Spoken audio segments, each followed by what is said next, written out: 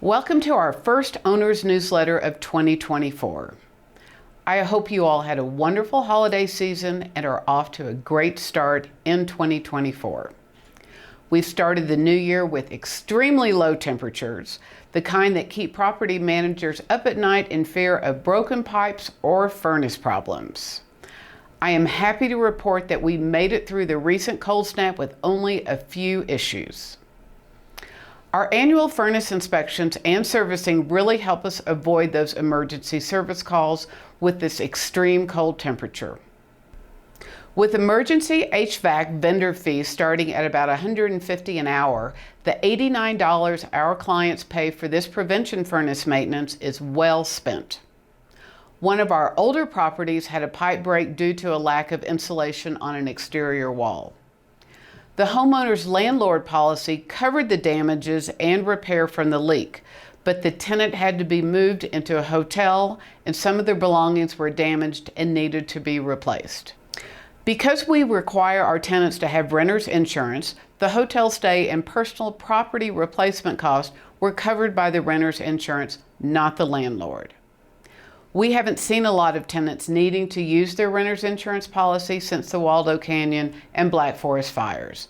But when you look at the cost of the policy versus the benefit to both the tenant and the homeowner, the premium is a small price to pay. Since we have just started a new year, it seems like a good time to look at our rent collection policies, the eviction process, and most importantly, how and when owners get paid. Here's the timeline for our rent collection process. Rent is due on the 1st of every month. The rent is late on the 8th. And finally, we post a notice on the 10th. This notice serves as a warning, but is also a necessary first step in the eviction process. There are specific steps we need to follow in the eviction process. Missing a step or not adhering to the timing of those steps can void the eviction and send us back to square one. The CARES Act was an emergency relief bill that was passed during COVID. While the CARES Act expired in September of 2021, here in Colorado, the 30-day notice to vacate requirement from the original act is still in effect. This applies to covered properties as ruled by the Colorado Supreme Court on May 15, 2023. The covered properties referenced in the act are properties that have a loan insured by the government. This would be entities like Fannie Mae, Freddie Mac, FHA, or VA. Also covered are any properties that are part of a federally sponsored housing assistance program like Section 8.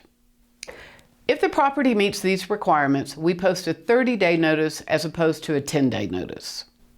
Because we spend so much time upfront vetting our applicants before accepting them as tenants, we find that in most cases, late rent is a result of some type of unforeseen circumstance in the tenant's world, something like a health issue or a job loss. We prefer to work through these issues with a tenant instead of going straight to the eviction process. It's almost always better to keep a good tenant than to start the whole turnover process again. Now let's look at the important dates for property owners. We disperse rental payments to property owners on the 10th of each month. If the 10th falls on a weekend or a holiday, payments are made on the 15th. This is because banks can take 3 to 5 business days to process these funds. So, weekends and holidays affect the exact date owners receive their payments, but even in the worst case scenario, we've always been able to get the money to property owners by the 15th. I hope this makes sense and clarifies any questions you might have about how we deal with your money. If you do have any questions, please reach out to either Deanna or myself, and we are happy to help. Finally, as the new year begins, we head into tax season. Oh boy! You will be receiving your 1099 from us by the beginning of February so you can file your taxes. You have some options as to how you may want to receive the documents, so please visit your portal and make sure you've selected your preference. The options are for paper copies to be sent via U.S. Postal Service versus electronic copies via email. Please check your portal to make sure the preference is correct, as well as the mailing address or your email address.